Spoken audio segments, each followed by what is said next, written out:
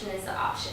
So I'm going to give you a statistic. So back in 2012, 1,506 children were adopted just alone from Ethiopia. First, I'm going to tell you about three things I'm going to tell you about is three types of adoption. First is your private adoption.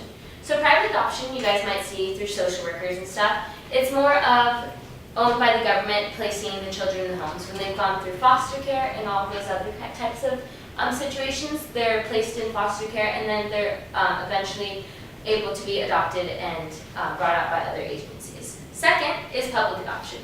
Most people and teens that go through pregnancy early on, they go through public adoption. It's cheaper, easier, and a lot faster for people to get in contact with others to adopt. And public adoption is the parents are disclosed. They do not like to release the names. They just like to have the baby put up for adoption, fill out paperwork, and it'd be left at that agency. And with that, it kind of leaves a toll on those kids of wondering what really happened and what went on. But in the same case, they also have that mindset of they were given a better place. International adoption is what I kind of stress the most, as you guys both all know that I'm adopted from Ethiopia. And international adoption is probably one of the hardest things to go through nowadays. Just alone, back in 1994, it was only about $10,000 to adopt. Right now, in 2013, it's an estimated $34,000 to $50,000 just to get a child from anywhere internationally.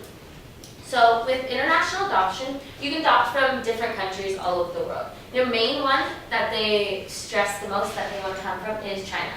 So that is your leader of international adoption today. Your second is Ethiopia. Right now, as of 2012, adoptions in Ethiopia are not allowed to the United States. They have made agreements to Washington and the West Coast because there's an incident saying that there's children not being taken care of. And so they have actually stopped adoptions, and the waiting list is out to like 2 to 3 years, which they don't like to do normally because it's a long waiting process and the paperwork gets built up. So they like to keep it at about a year and a half or so.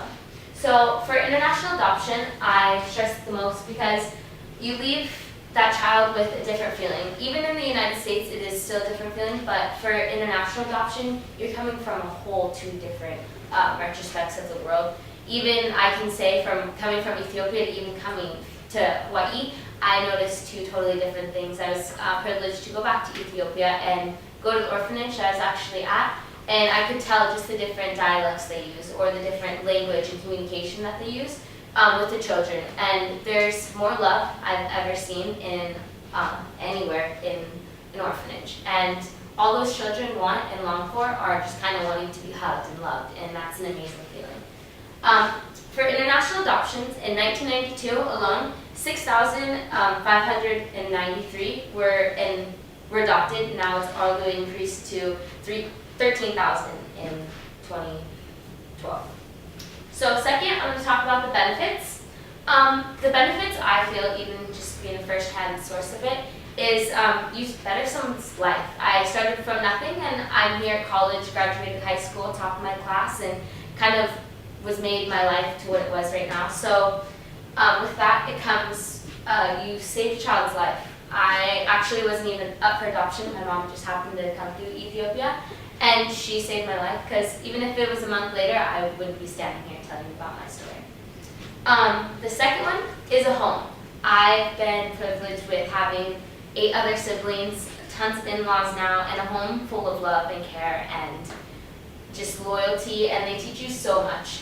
And it's probably one of the best things to come home and know that you have a simple place like your room rather than stay on the streets. Third is the impact.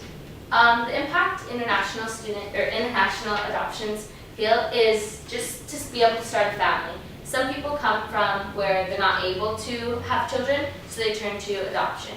And with that, you're able to start a loving, growing family. And through that, even the second generation of my family, I want to even continue to adopt. So you teach your kids a lot of different values and stuff when you have different aspects of your life being brought in from different places.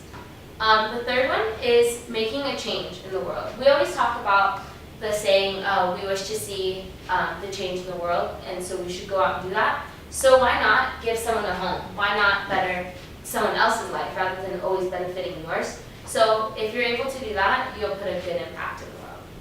In my conclusion, I want to tell you that now that you know the benefits of adoption and how it can be an option for you, so I want to let you guys know that you guys will save some child's life. Maybe you'll have one just like me, crazy and fun and love to do everything, or you'll just simply have a happy family. So I hope you guys enjoyed, and if you have any questions about adoption at all, come and talk to me. Thank you.